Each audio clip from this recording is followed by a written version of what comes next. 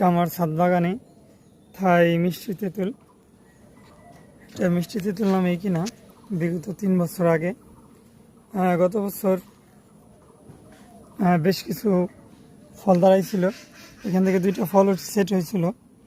তো শেষ পর্যন্ত এটা আমি পাই নাই, বাসার বাচ্চারা খেয়ে ফেলছিল।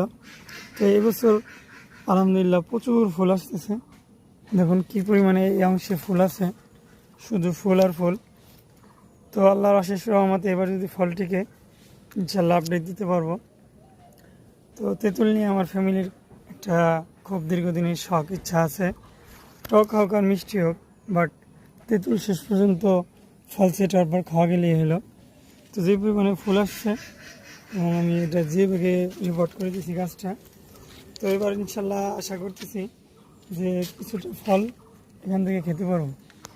কী পরিমাণে ফুল আসছে জানি না, শেষ পর্যন্ত সবগুলা ফুল থেকে ফল সেট হবে কী পরিমাণে। তো সকলেই দোয়া করবেন যেন ভালো।